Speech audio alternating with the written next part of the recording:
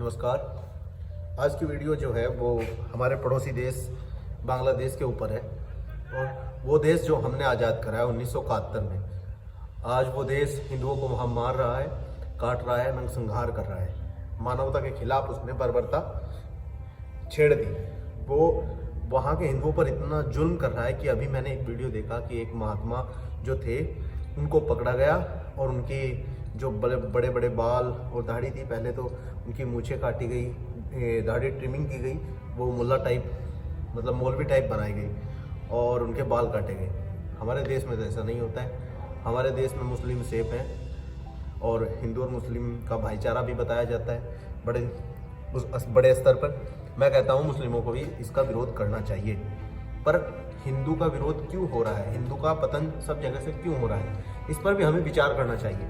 ये है कि हिंदू अपनी संस्कृति को नहीं अपनाता, अपने बच्चों को वो मंत्र, अपनी किताबें नहीं पढ़ाता। ये सबसे बड़ा दुर्भाग्य है। अगर मैं पकड़ूं 100 बच्चों को, मैं पकड़ लूं 100 में से 90 पर हनुमान चालीसा नहीं आती होगी। क्यों? क्योंकि हम उनको सिखाते ही नहीं। हम अंग्रेजी कल्चर में इतने विलिप्त हो गए, हम समझते हैं अंग्रेजी ही सब कुछ है। भाई नहीं, अगर हम अपनी कल्चर को छोड़ देंगे तो हमारे पास कुछ नहीं बचेगा, कुछ भी नहीं। जो अपनी मोटी सी बात ले लो, जो अपने बाप का नाम नहीं जानते उनको लोग आप समझ लो क्या कहते हैं। इसलिए अपनी कल्चर से जुड़ो, अपने बच्चों को ये सिखाओ कि हमारे पूर्वज कैसे थे, हाँ हमारे पूर्वजों का इतिहास कैसे रहा। हम सनातन धर्म से हैं जो सदा के चलता रहेगा, जो सदा सत्य है। पर अब हम बच्चों को सिखाते ही नहीं। हम बच्चों को इंग्लिश की किताब पढ़ा देते हैं। पढ़ना गलत नहीं है, मैं ये नहीं कहता कि पढ़ना गलत है, पढ़ो, पर अपनी कल्चर भी पढ़ो, अपने बाप दादा इनका सबका इतिहास पढ़ो। किसी से हेट मत करो, पर जो सनातन धर्म से हेट करे उससे हेट करो, उसके करीब तक मत जाओ। भाई क्यों? कोई हमारी कल्चर से हेट करेगा और हम उससे ना करें, ऐसा समझौता नहीं होगा। और सबसे बड़ा कारण हिंदुओं का ये है, हिंदू खुद है, वो बताता ही नहीं, पढ़ता ही नहीं, कोई कुछ भी बोल जाता है। हाँ, और बात होती है वर्ण के ऊपर। 4 वर्ण हैं, ब्राह्मण, शूद्र, वैश्य, क्षत्रिय। तो मैंने थोड़ा सा ऊपर से नीचे कर दिया है जानबूझकर। मैं बताता हूँ क्यों। ब्राह्मण वो जो पंडित के घर पैदा हो, ऐसा नहीं है। ब्राह्मण वो जो वेद और शास्त्रों से ज्ञाता हो। क्षत्रिय वो जो देश धर्म के लिए लड़े, और वैश्य वो जो व्यापार करे आज, और शूद्र वो जो दारू, शराब, मांस, अंडा ये करे। आज कौन सी जाति में से दारू, अंडा ये नहीं पिया जा रहा है?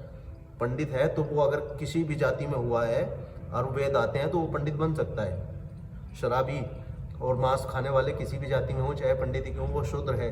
क्षत्रिय वो जो देश धर्म के लिए लड़ जाए, चाहे वो किसी भी जाति का है, वो क्षत्रिय है।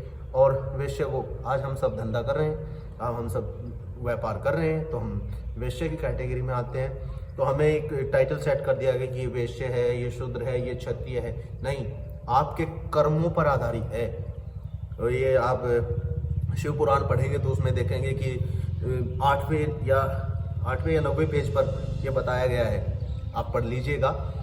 और देख ही रहे हैं आप बांग्लादेश में कितना अत्याचार हिंदुओं के साथ हो रहा है।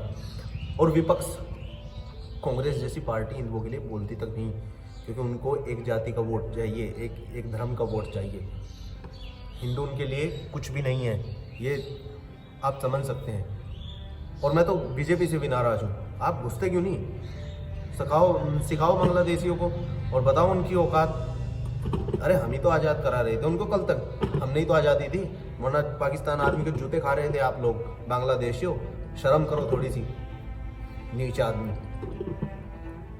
और हिंदू इतना शांत है ना, वो सबके साथ जुड़कर चलता है। पूरी दुनिया में हिंदू से कोई तंग नहीं है, एक भी धर्म, एक भी देश और कोई भी धर्म, कोई भी तंग नहीं है।